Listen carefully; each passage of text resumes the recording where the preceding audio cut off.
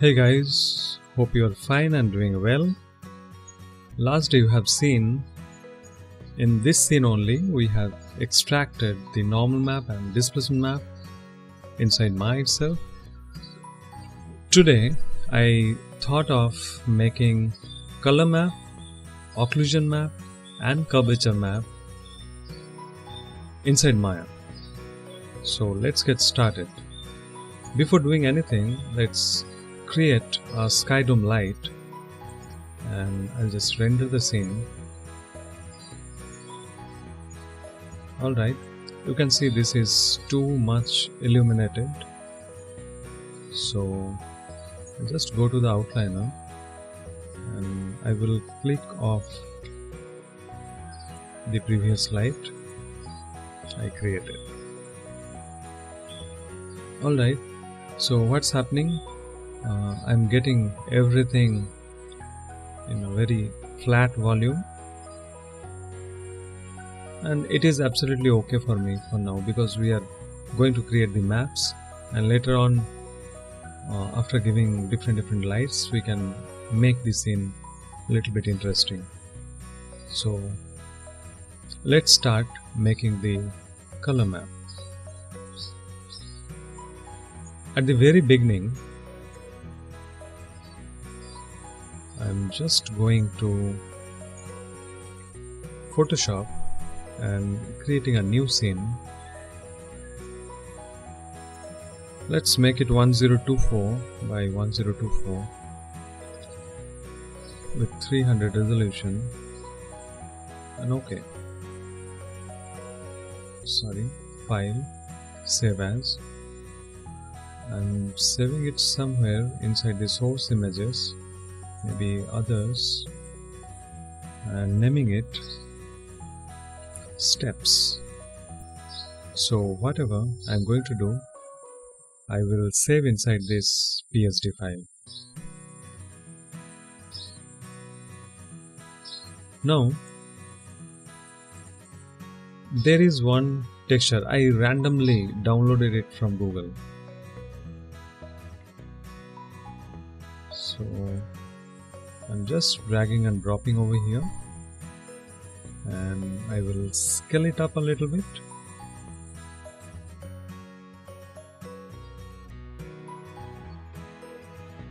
That's all. I'm just saving it, save as steps, but this time I'm saving as JPEG. Alright, coming to Maya, I just stop it and go to Hypershade.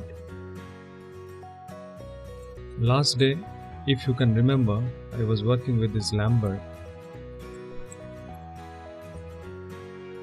and my displacement map was connected with this. It is still there. If I select this, and you can see the displacement map is still connected.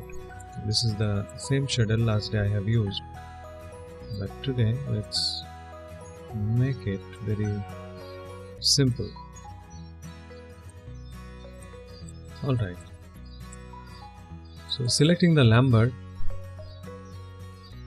clicking over here and taking a file texture, and let's browse that step. I just have saved this file, so just open it and render. You can see I'm getting the color at least,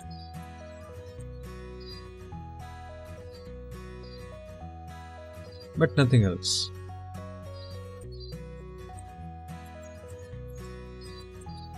I'm trying to get a good camera angle so that we can understand what's happening around. Okay, the light is very flat, that's why you will not get the volume of this object, but you can understand what's happening. Only flat color we are getting because we didn't do anything over here. So what I am planning, this is called, what I have created just now, this is called color map. Only RGB values are there, nothing else, no other information. But if you see our high poly object, I can see so much of information here and there. So the step is coming like this and changing the plane, going inside, again changing the plane, coming forward, again changing the plane, going inside. So like that. And this line is the contact point, this line is the contact point. So wherever the contact point is, the contact shadow will be created, and that is called occlusion. So what I am thinking, in my color map only, that occlusion information should be there. So for that I have to create first occlusion map, and then I will overlap that occlusion map on my color map. I think you got it. Alright. So, and the same thing we generally use in Substance Painter also. The concept is same. Today I am trying to show you if we can create the same thing in Maya itself by using Photoshop. Let's try that. So just stop it. I am going over here. Let's take a different tab.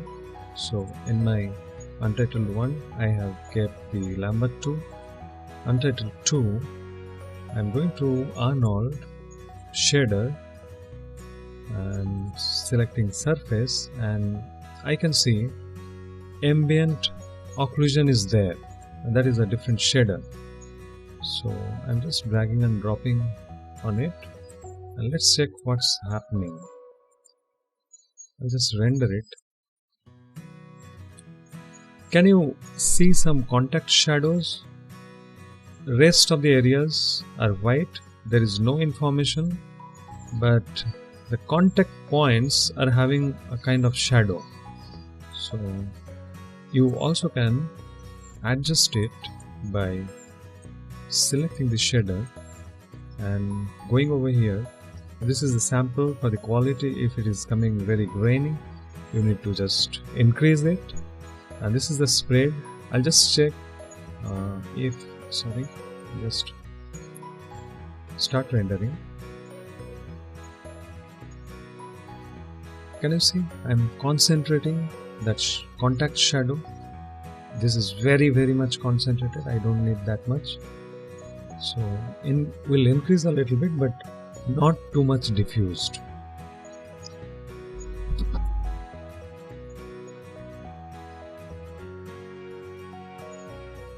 Alright, and also you can see all the edges are not getting the shadow, only the contact areas are getting the shadow, and this is fine. This is the fall off. So I think not helping too much, so default value 0 is fine. Near clip, far clip, if this will depend according to the scaling of the scene. If the scene is too big, so you have to change it. The scene is too small, you need to change it. But over here I think I don't have to change anything. I am already getting a nice result. And this is the white color. Wherever there is light, there is no shadow, and the black color is the shadow. Alright, I think you understood. Now because this object is there, it is getting a little bit occlusion in this wall. So if I click on self only, so that also will go. Only the contact points inside the object it will get, and nothing else. But I think I was just liking this, so I'll just keep it over there.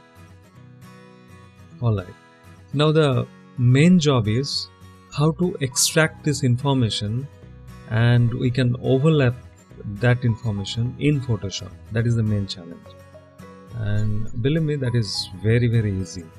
So what we have to do, just selecting this object, going to Arnold, I'm going to the utilities and render selection to texture. Okay, render selection to texture.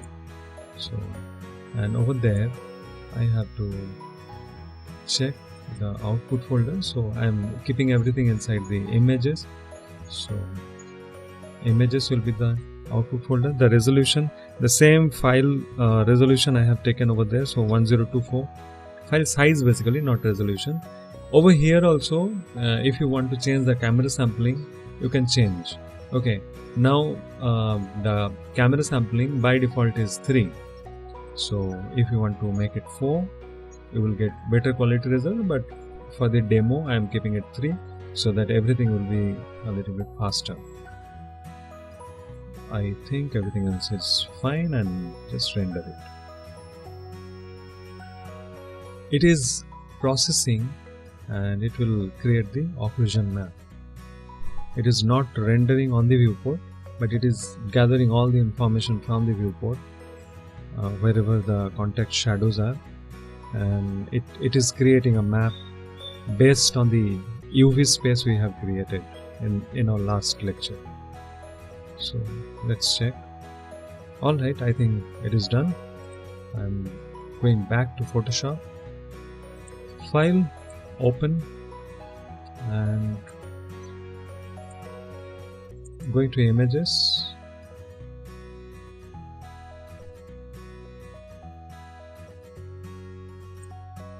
This is the file, because my file name is the object name is Polycube Shape 2, and it has created the same file, same name file. Okay, so not a problem, just open it as transparency.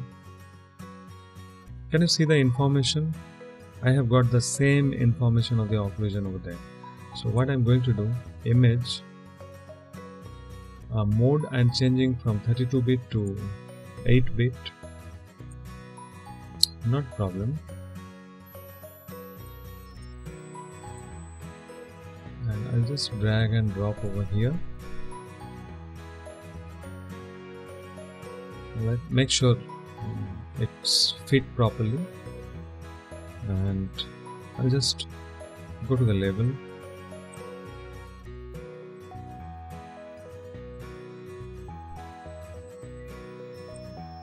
Alright, and the blending mode, what exactly we need? We need the shadows, right? So how will we get the shadows? If we multiply it. So I'm multiplying it, you can see we are getting the shadows properly, but it is, I think, a little bit too much. Before that, what I'm thinking, if we can increase the contrast a little bit. So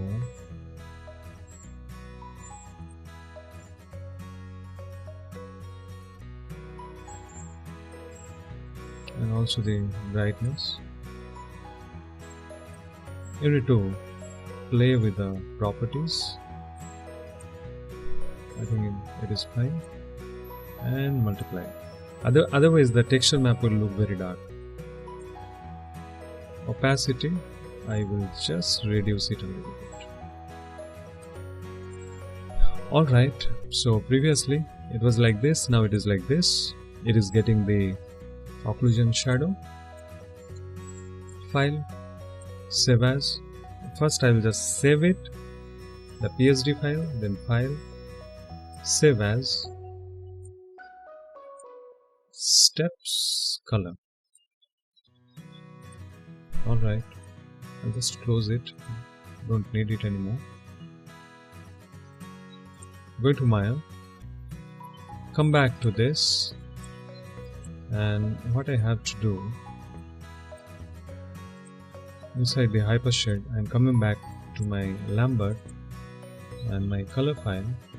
Filter type, I am clicking it off and just reload it, and you can see the occlusion map is there. Just render this. Alright, this is fine, but I can see it is looking too dark. That's not a problem, but the thing is, can you see now I am getting the occlusion shadow in all the contact areas? That's what we wanted. So this is looking fine to me. It is looking too dark because all around everything is white. so that's not a problem. Going to Photoshop once again, and if you feel like to reduce it a little bit more, you can. Not too much. Okay, I'm just saving it.